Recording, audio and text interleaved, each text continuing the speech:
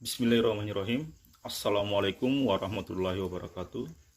Perkenalkan, nama saya Muhammad Husain, kelas Hukum B Angkatan 2017, NIM I0 117318, Fakultas Ilmu Sosial dan Ilmu Politik, Universitas Sulawesi Barat. Pengertian antropologi. Antropologi didefinisikan sebagai suatu ilmu yang mempelajari tentang manusia baik dari segi budaya, perilaku, keanekaragaman, dan lain sebagainya.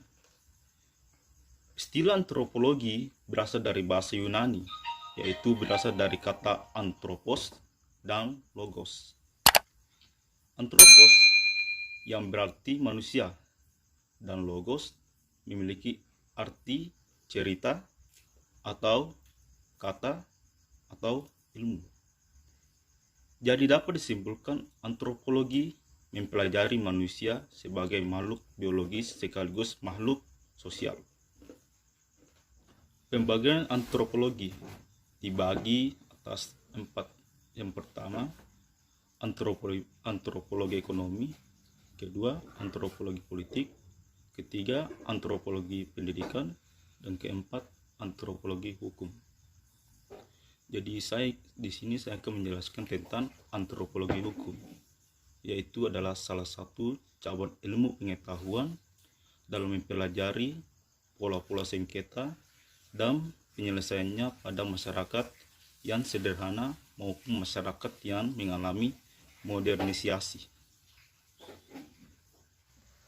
Ciri-ciri umum.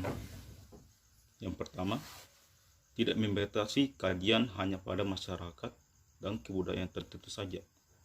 Yang kedua, comparative study atau studi perbandingan.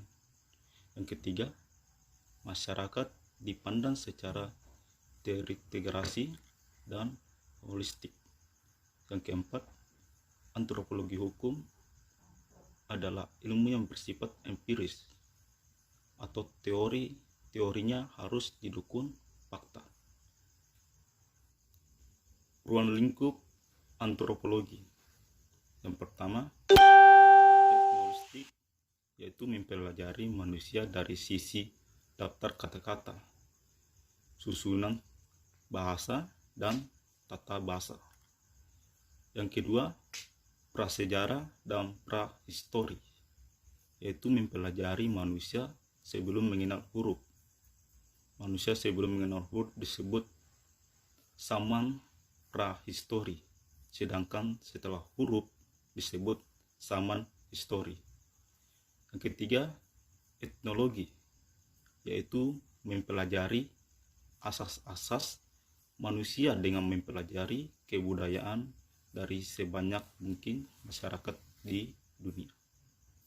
Sejarah perkembangan antropologi. Fase pertama, sebelum 1800 orang Eropa datang ke Afrika, Asia, Amerika, melukiskan situasi masyarakat di 3 wilayah yang mereka anggap aneh. Mereka menyebut bangsa Afrika, Asia, dan Amerika sebagai manusia liar, keturunan iblis yang bersifat naratif dan belum akademik. Fase kedua, pertengahan abad 19, kebudayaan di luar Eropa merupakan bentuk evolusi peradaban yang paling rendah dan dianggap sebagai sisa-sisa peradaban kuno. Prosesnya lebih akademik dengan tujuan untuk meningkatkan tingkat kuno dalam sejarah evolusi peradaban manusia. Fase ketiga, awal abad 20, ilmu antropologi digunakan sebagai bahan untuk menjajah bangsa di luar Eropa. Ilmu praktik digunakan untuk mempelajari masyarakat dan kebudayaan demi kepentingan kolonial. Fase keempat, setelah 1930 gerakan antisipasi terhadap bangsa kolonial, bangsa primitif hilang, mempelajari masyarakat pedesaan termasuk di tengah masyarakat Amerika dan Eropa.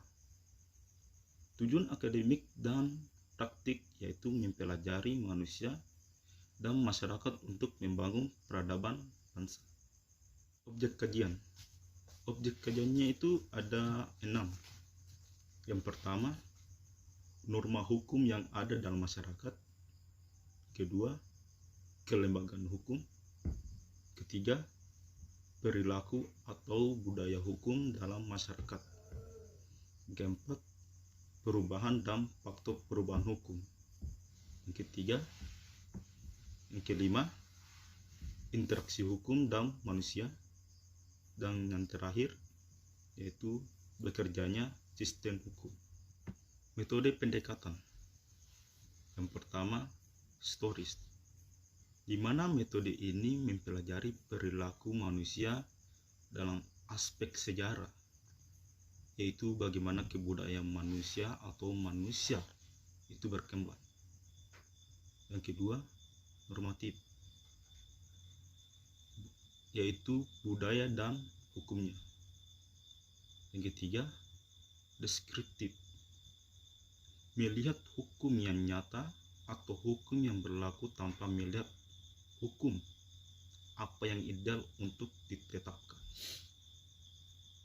Yang keempat, studi kasus, yaitu metode ini dilakukan secara komprehensif yang mendalam terhadap suatu keadaan atau kejadian atau kasus dengan menggunakan cara-cara yang sistematis dalam mengumpulkan data, analisis informasi, dan laporan hasilnya. Mediasi. Mediasi adalah upaya penyelesaian konflik dengan melibatkan pihak ketiga yang netral, yang tidak memiliki kewenangan mengambil keputusan yang membantu pihak yang bersengketa untuk mencapai penyelesaiannya atau solusi yang diterima oleh kedua belah pihak. Mediasi itu dibagi atas 2, yaitu litigasi dalam pengadilan, dan yang kedua itu non litigasi di luar pengadilan. Ya, itulah tadi hasil review saya di mata kuliah antropologi hukum di semester 7 ini, dan tentunya saja saya sangat berterima kasih atas ilmu yang diberikan